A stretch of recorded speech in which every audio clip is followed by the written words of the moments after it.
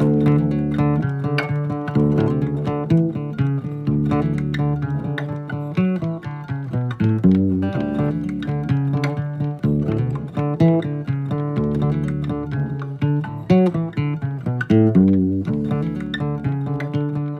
off, let's talk about the current situation. Obviously, a public hearing has been scheduled thanks to Burchett and Luna and others. And recently, the Senate Majority Leader came out with this legislation that will be hopefully part of the NDAA that reads, on the surface at least, like kind of an early effort at disclosure.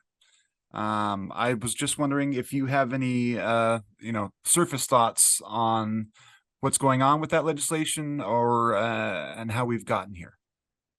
Well, first, I'm extremely honored to be here and to talk to your listeners. Thank you very much for the invitation. No problem. On that. And so, I mean, I'm actually extremely excited about the legislation. I finished reading it for a second time last night, and right the way through. And while the language looks daunting, I think the message is clear.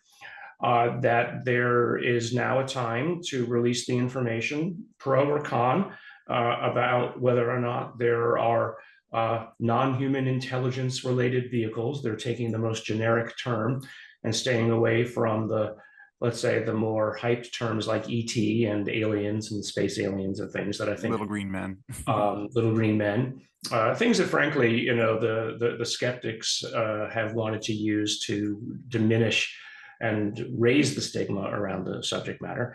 And I think the fact that the majority leader, as well as members of both sides of the aisle in both Congress and the Senate, have come forward with this is really a testament to the seriousness with which they're taking it, the efforts of many individuals, both those in front of the camera, such as Lou Elizondo, Tom DeLonge back in the day, Chris Mellon, and now the really valiant efforts of those like David Grush and some of the pilots who came forward previously, Dietrich Faber and Ryan Graves, that all of their efforts together have not been for naught.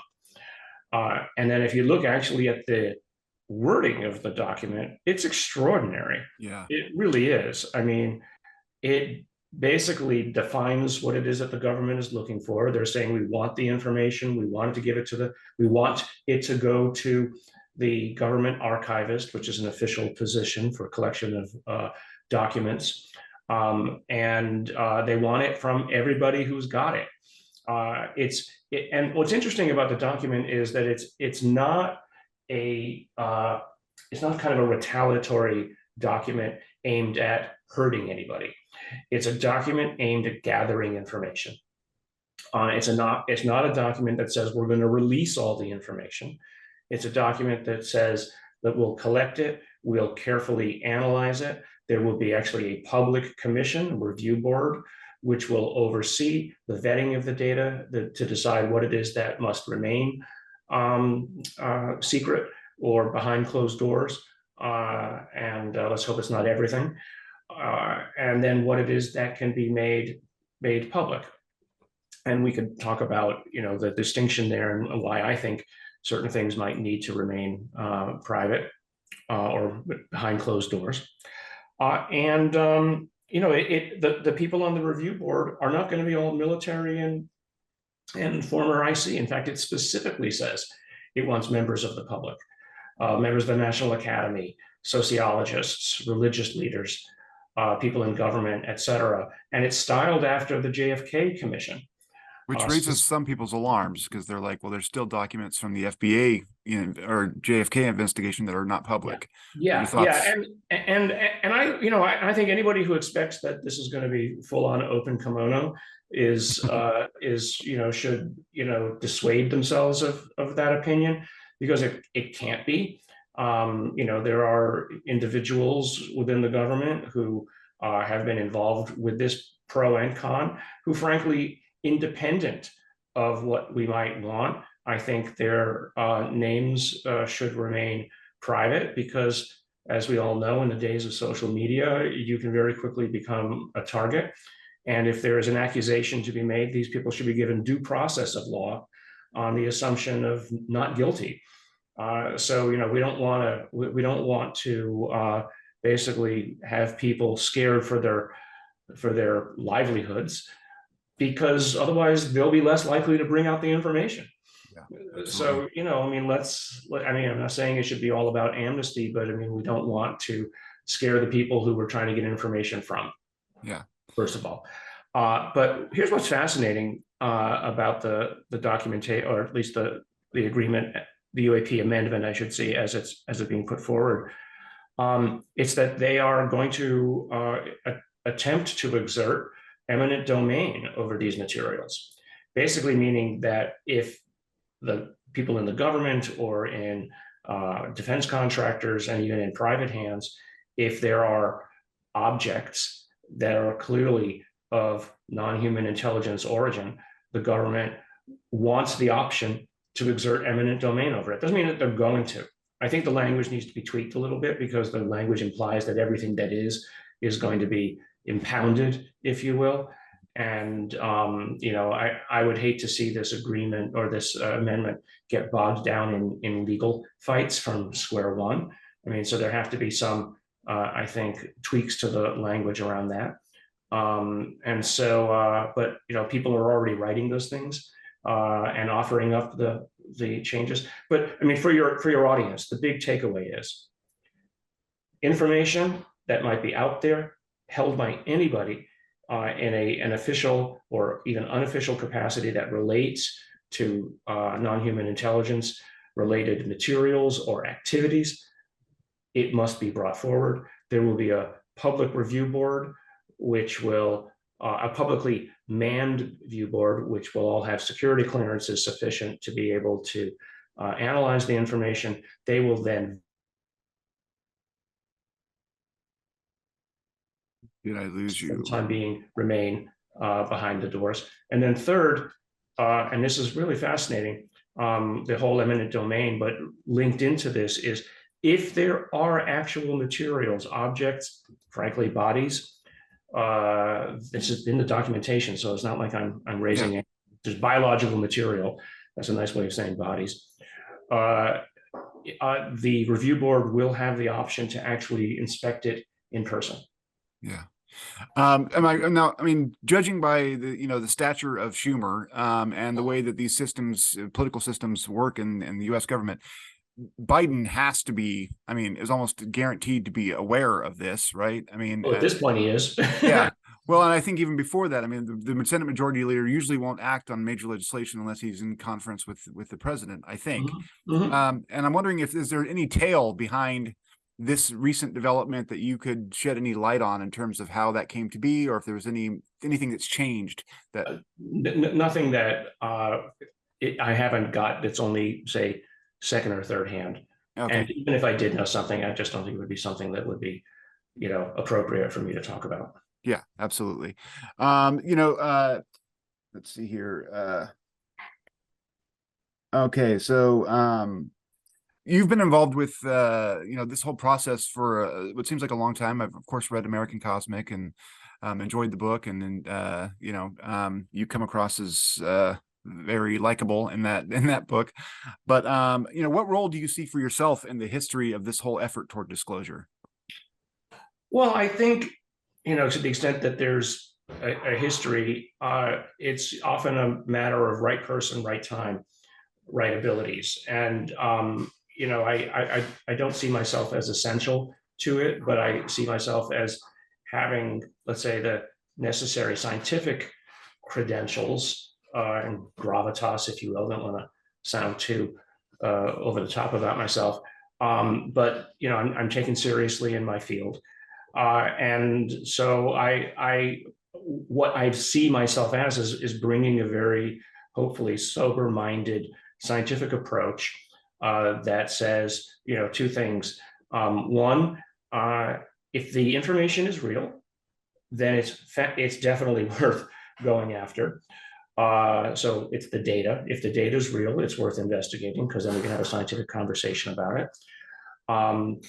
but also giving the public a language of how to talk about this, and how not to use conclusions as the start of your investigation. You don't start with the most furthest out conclusion about what this stuff might be. Let's just talk about the data. And then we can back and forth what the data might mean, because that's how science operates. Yeah. So, I have that background, obviously, and 350-ish published papers where this is what we do all day long with everybody. And, where in scientific parlance, you might talk about an idea, you say, well, what if it's this, or what if it's that? So there's a lot of speculation that goes on back and forth, not conclusions. But I think, in the case of you as a journalist, I want to help teach the news media class of, let's not jump to the conclusions. Let's not take every statement a scientist might have about this matter and turn it into a conclusion. My speculations are not conclusions, because that's where the ridicule comes, right? That's where it's easy to disprove any given conclusion. It's not easy to disprove raw data, especially if that raw data is taken by multiple different sensor systems, et cetera. So, everybody's got an anecdote. I've got my own personal anecdotes of things that I saw when I was young. They're so vague in the mists of time now, 50 years ago. Those are things that I saw and I believe that I saw. But that's not science, that's an anecdote. And so how is it that we translate this information over into the public realm or into the scientific realm in a credible manner? So, my role has been that, and publishing the first paper peer-reviewed, as far as I know, on these anomalous materials that allegedly came from such a craft, and showing people that you could get it published in a mainstream journal, and that you could do it by just talking about the data, right? There are ways to do it. So providing people a model for how it is that this can be done. And frankly, luckily, it's been successful. There's now numerous scientists excited to get on board. I get contacted nearly every day now, actually, by email saying, hey, how can I help? So, the next step for me is, setting up an organization that allows for let's say the grassroots effort of scientists, at the very least, to come forward.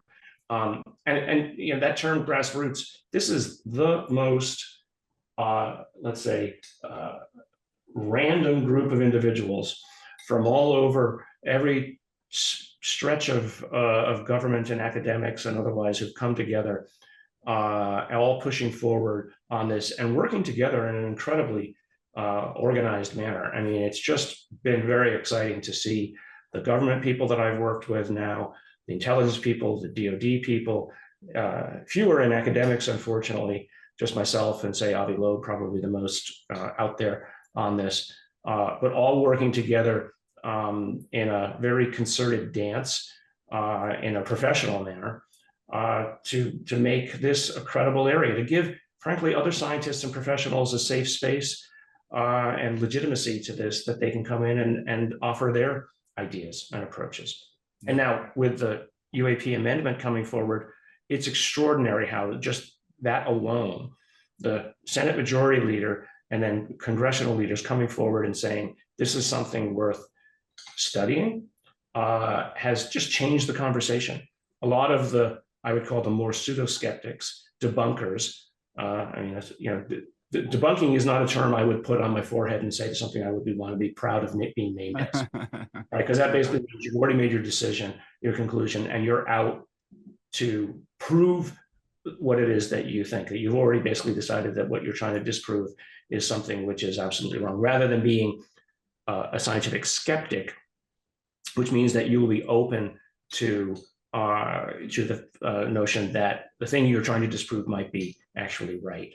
And not using ridicule. I mean, it's the people who use ridicule that are that really should be just avoided. And and there's probably many people in your audience who would consider themselves, let's say, experiencers, somebody who's seen something. and they have experienced personally themselves the stigma that comes from trying to tell family members about this, or trying to share the information to basically say, look, this is what I saw. Will you talk about this with me, rather than making fun of me for doing it? So I've always felt, I don't know, kind of this knight in shining armor, mentality of that I want to help give people, who've been in such situations, said, look, there are groups now, and there's the government, which is here, and science, which is here, to hopefully prove that what it is that you saw wasn't just an illusion or a hallucination, Yeah. or a mistake. So, that's, to your question, what do I see my position as?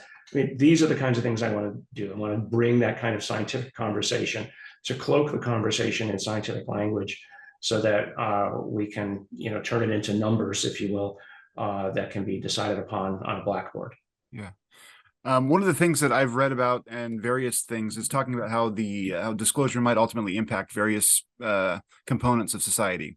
And you hear about religions, you hear about the economy, if there's free energy or technology behind the UAPs and whatnot. But one that I've heard repeatedly is that science actually may suffer the worst blow, because suddenly, if there's an example coming from other that is way more advanced than we are, will that somehow stifle our collective curiosity, or that sort of thing? Do you think that that is a risk, knowing what which obviously we're not all privy to? And I guess, that sort of hints to a larger question of how weird is it going to get? Is materialism as a scientific approach faded to the history books, I guess? Well, I think the risk would come if somebody showed up with somebody showed up willing to give us the answers, right, without us having to work for them. I don't see any evidence of that in what's currently going on. What I see evidence of is that there's evidence that, frankly, if we are able to understand it ourselves, then the knowledge will be hard fought for. And so therefore, I don't think there's a risk to science, except to those who've decided this is something that it shouldn't be, looked at, because there are, let's say, alleged materials that need to be understood. I mean, that's just a scientific bonanza. I mean, you should get and be able to excite the best minds, young and old, to understand how these things operate, to understand the principles by which they operate. I mean, yeah, if somebody showed up and said, here's the answer, or here's the recipe how to do it, but we're not going to tell you how it actually operates, then that would be a risk. But I don't see that. There's certainly going to be a shock, but I bet you quite the opposite. There's going to be a barnstorming of opportunity once this gets out. And so, that then is the question. There's an open question of how much might already have been understood about these alleged materials. And I'm being very careful in my language, by the way. So I hope, somebody else doesn't run off with the thing. They probably will, miskontexting me. Maybe there's an understanding that is just a little too much for us right now. Energy, right? If you gave everybody the ability to easily make a nuclear bomb in their garage, or worse, then maybe that's information that justifiably shouldn't be brought forward. If you gave everybody the chance and opportunity, I've said this many times before, to have an anti-gravity device and make themselves their own anti-gravity spaceships, maybe you'll have a terrorist goes out to the asteroid belt and pushes a city-sized killer our way. And it'll be just like the dinosaurs. Will go the way of the dinosaurs in that explosion of the meteor that hit down in the Caribbean area. Yeah. So so there's justifiably some worries about climbing the technology ladder too quickly. That if you climb the ladder too quickly before you've set in place the necessary safeguards, that might be a problem.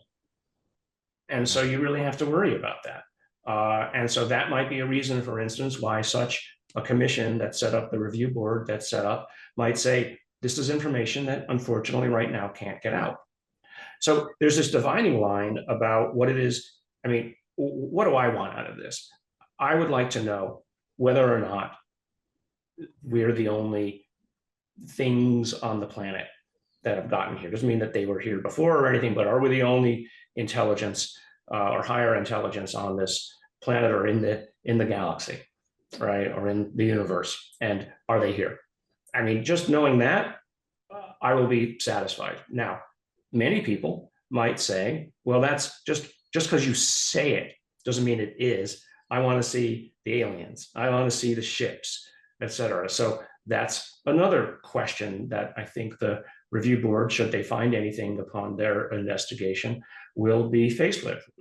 What information can be shown to the public that will be considered credible? Because, you know, we live in almost a post-truth era. Yeah. Truth is local, you know, just like politics is local, truth is local now. So even if you show them something, yeah, will they believe it? If you show them a video, they'll say, oh, it's AI generated. If you show them an object, they'll say it's a piece of plastic, or it's, the government's fooling us. So, we'll always have that out there.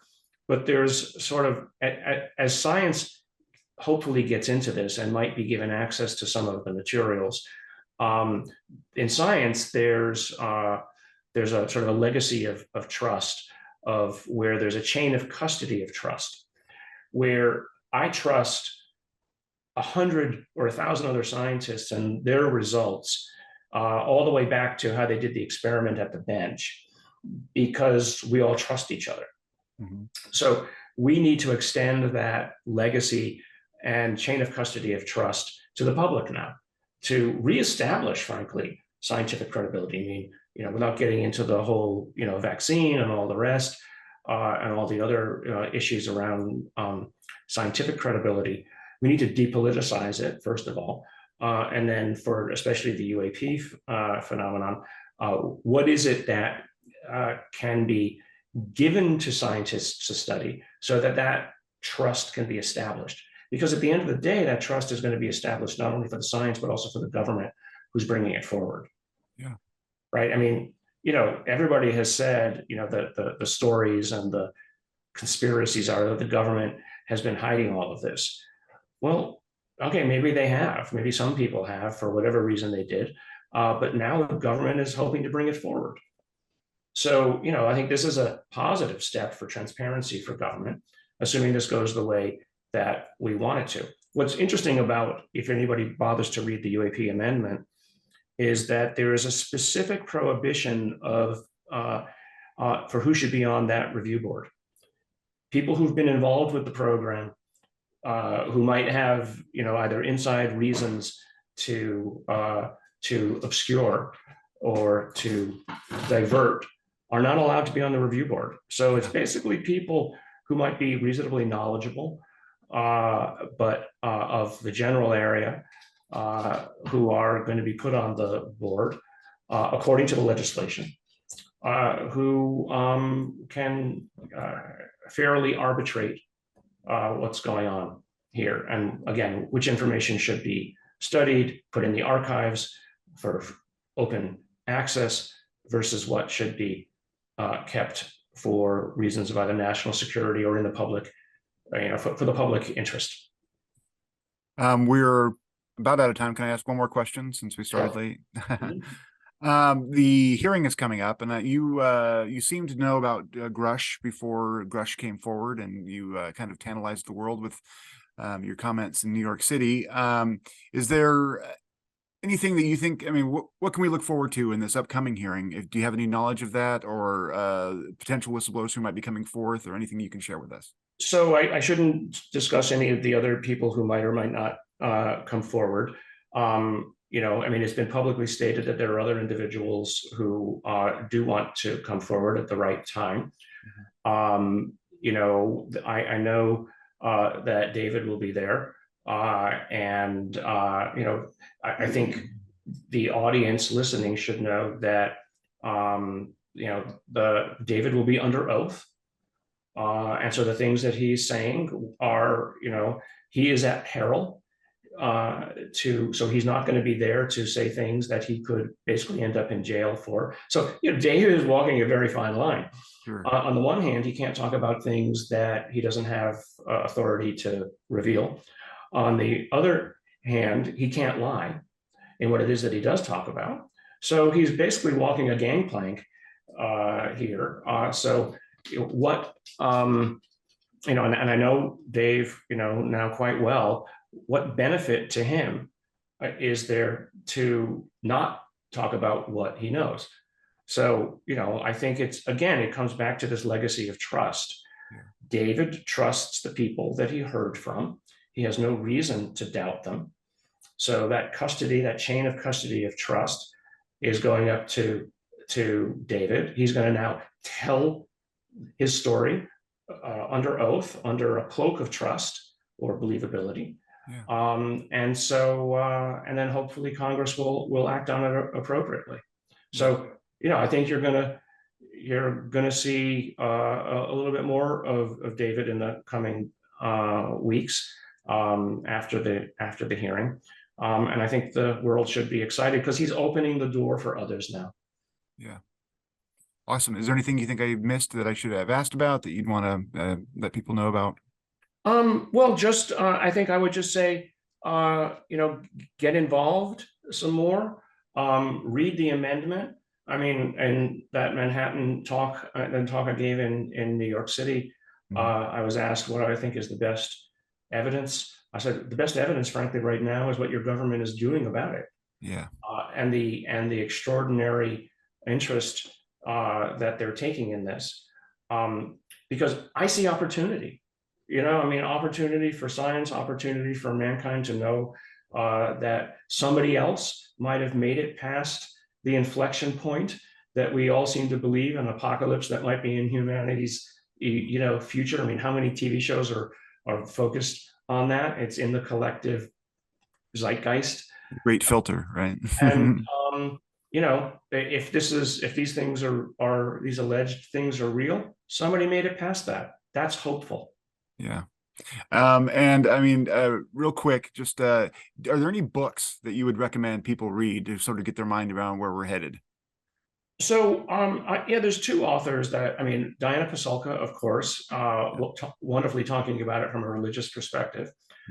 Jacques Vallée, his work, Passport to Magonia, and if you have, the time and interest, his other book, Wonders in the Sky, talking about the history of this and that it didn't just start in 1947 with Roswell, that it's probably been around for thousands of years and humanity has talked about it and in those contexts.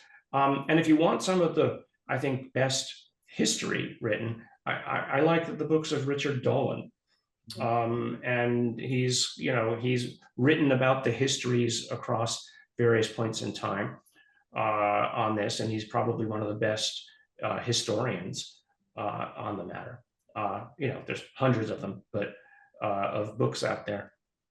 Anything written by Leslie Kean is really quite good, and I would start there. Awesome.